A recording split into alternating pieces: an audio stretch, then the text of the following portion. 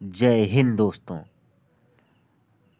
तो कल हम लोग पढ़ चुके थे भैया ऊतक यानी टिश्यू के बारे में हम लोग कल पढ़ चुके थे। आप पिछली वीडियो हमारे प्ले लिस्ट में जाकर देख लीजिएगा ऊतक के बारे में। तो ऊतक में हम लोग क्या क्या पढ़े थे, आइए थोड़ा बहुत जान लेते हैं उसके बारे में। तो भैया ऊतक को इंग्लिश में टिश्यू कहते हैं। अब कहेंगे भैया ऊतक कहते किसे हैं, तो ऊतक जो है एक समान कोशिकाओं के समूह को ऊतक कहते हैं।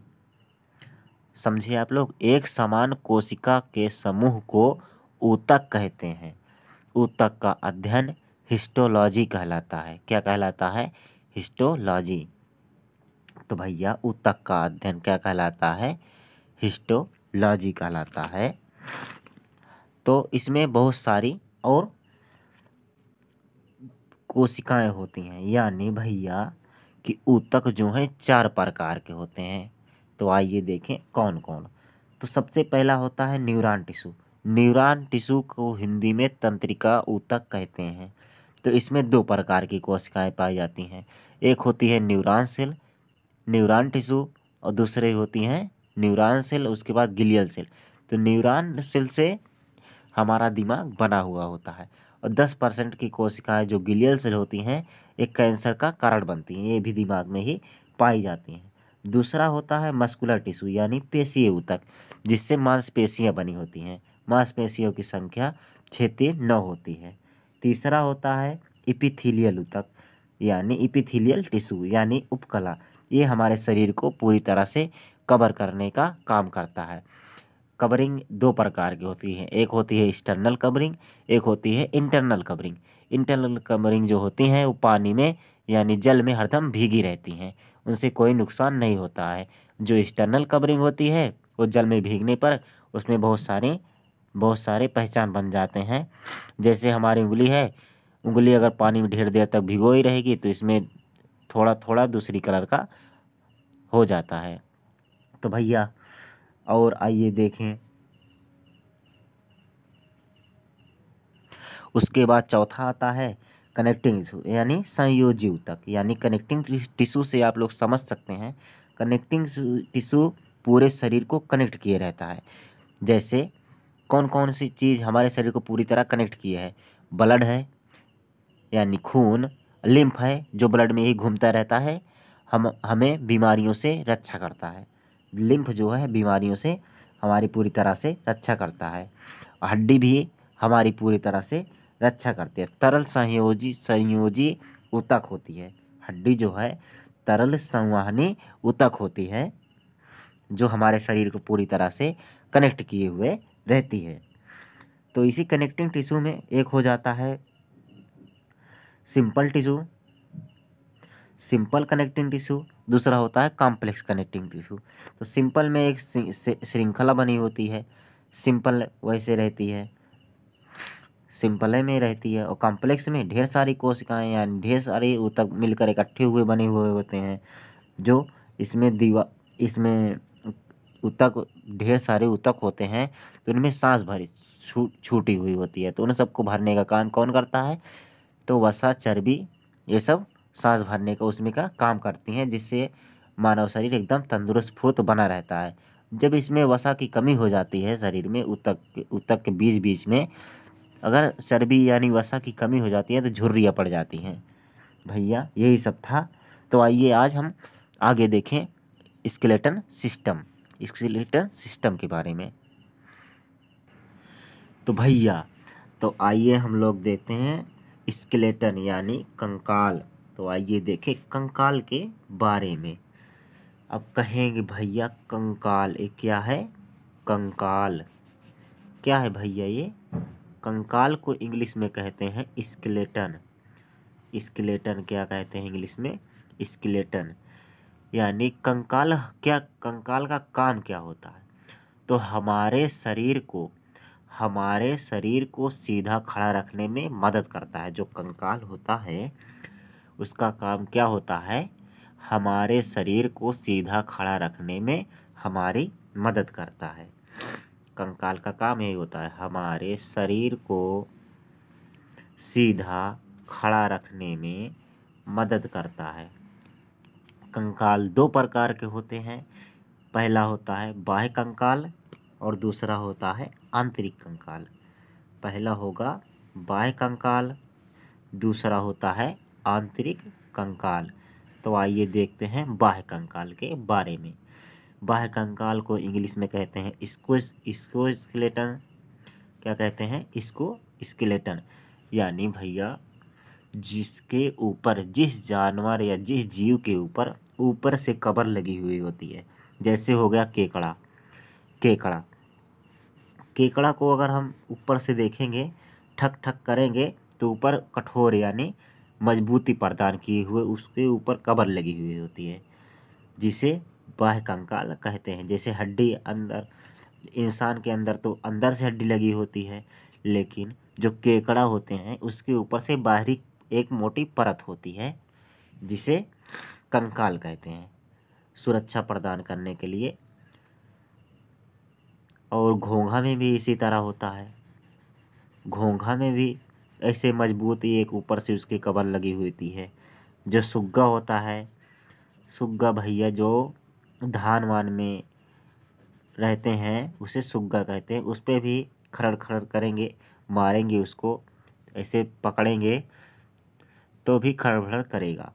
तो इसमें उसको भी मजबूती प्रदान किए हुए है बाह्य कंकाल, एक्सोस्केलेटन। और मच्छर में देखेंगे भैया, मच्छर में भी मजबूती प्रदान करने के लिए बाह्य कंकाल लगा हुआ होता है। चींटा भैया यानी चूंटा, चींटी, इसमें भी बाहरी कंकाल लगा हुआ होता है। पहले के जो डॉक्टर थे भैया चींटक पकड़ लेते थे, खूब परेशान करते थे उसको। जहाँ ऑपरेशन करे हुए होते थे डॉक्टर लोग, वहाँ पर वो टाका नहीं लगता था पहले, तो ये चींटा को पकड़े रहते थे। उसके बाद वहीं ले जा कचकचा के कटवा देते थे। 10-15 दिन बाद अपने आप वो ख़त्म हो जाता था। उसके बाद जो ऑपरेशन किए हुए थे वो ठीक हो जाता था। भैया तिलचट्टा उसी में है। तिलचट्टा का भी बाह्य कंकाल पाया जाता है। खटमल में भी बाह्य कंकाल पाया जाता है। खटमल में भी बाह्य कंकाल पाया जाता है। बिच्छू में भी बाह्य कंकाल पाया जाता है। जू में भी बाह्य कंकाल पाया जाता है। और इस समय बाह्य कंकाल पाया जाता है, जिससे यह अपनी सुरक्षा खुद करते हैं। इनकी सुरक्षा भैया ऊपर लगी परत करती है। इसमें भगवान ने देखा कि ये सब सस्ते जानवर हैं, छोटे मोटे हैं, तो इन्हें खुला परिसंचरण, इनके जो ब्लड वलड होते हैं ये खुला परिसंचरण, उसमें कोई नस वस नहीं पाई जाती है इनमें। तो पूरा वैसे खून वून इनमें भरा हुआ होता है, तो इसे खुला परिसंचरण तंत्र कहते हैं। कि इनमें जो पूरा सारा खून वून सारा चीज़ भरा हुआ होता है, इनमें क्या कहते हैं? इन्हें खुला परिसंचरण तंत्र, यानी जिनमें नसों के द्वारा खून बहता है उन्हें बंद परिसंचरण तंत्र कहते हैं। और जिसमें वैसे खून दौड़ता है पूरे शरीर में इधर उधर, उन्हें खुला परिसंचरण कहते हैं। आइए भैया देखें अब आंतरिक कंकाल। आंतरिक कंकाल का मतलब होता है इंडोस्केलेटन। क्या होता है? इंडोस्केलेटन। इंडोस्केलेटन ये क्या करता है? तो ये शरीर के नाजुक अंगों को सुरक्षा प्रदान करता है। क्या करता है? शरीर के नाजुक अंगों को सुरक्षा प्रदान करना इसका काम होता है। ये कौन कौन सी चीज़ों में पाया जाता? मानव में पाया जाता है, जानवर में जैसे भैंस में, गाय में, मुर्गी में, सांप में, मछली आदि और सारे बहुत सी सारी चीज़ों में ये पाया जाता है भैया, पाया जाता है।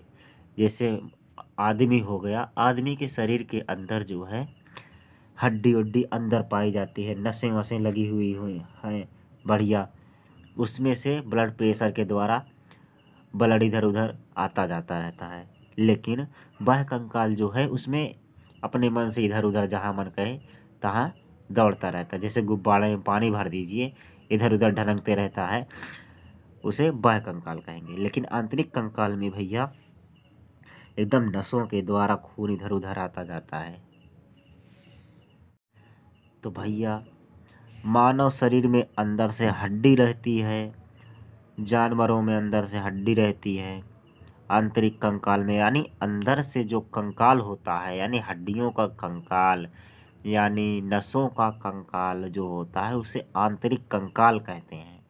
तो मानव, जानवर, भैंस, गाय, मुर्गी, सांप, मछली, बहुत सारी जीव जंतु हैं जिनमें आंतरिक कंकाल पाया जाता है।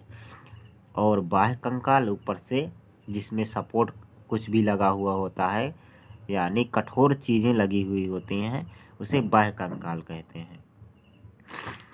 जैसे जो कछुआ होता है, कछुआ दोनों होता है, यानी बाह्य ऊपर से तो बाह्य कंकाल रहेगा, लेकिन नीचे से आंतरिक कंकाल रहता है। तो पूछेगा कछुआ में कौन सा कंकाल होता है, तो कछुआ में दोनों प्रकार से कंकाल होता है।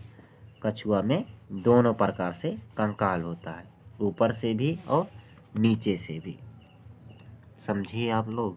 ऊपर से भैया ऐसे रहे, कहाँ गया, ऊपर से ऐसे रहेगा भैया, ऊपर से ऐसे रहेगा। उसके बाद इसका मुख रहेगा, इसकी पूँछ रहेगी, इसके पैर रहेंगे, खट और ये मजबूत रहेगा। तो ऊपर से भैया कौन सा कंकाल है, बाह्य कंकाल, और नीचे से जो ये सब है ये आंतरिक कंकाल है। कौन से, आंतरिक कंकाल है भैया। जो कछुआ होता है इसकी जो उम्र होती है भैया बहुत दिन तक जीवित रहते हैं, लगभग 300 वर्षों तक। बहुत से कछुओं में इनके ऊपर तो छोटे छोटे से पेड़ निकल जाते हैं। इन सब की ज़िंदगी बहुत लंबी होती है, 300 साल बहुत ज़्यादा होती है। तो आप लोग समझ गए होंगे बाह्य कंकाल किसे कहते हैं और आंतरिक कंकाल किसे कहते हैं। बाह्य कंकाल में वैसे खून उन दौड़ता रहता है बिना नसों वसों के द्वारा, और आंतरिक कंकाल में भैया अंदर से बढ़िया बंद परिसंचरण तंत्र में, यानी नसों के द्वारा खून बहता है। तो भैया आज के लिए बस इतना ही। अगर वीडियो अच्छा लगा हो तो वीडियो कर दीजिए लाइक, और अपने दोस्तों के साथ भी शेयर कीजिए। और अगर चैनल पर नए आए हों तो चैनल को सब्सक्राइब कर लीजिए। मिलेंगे नेक्स्ट वीडियो में। जय हिंद, जय भारत।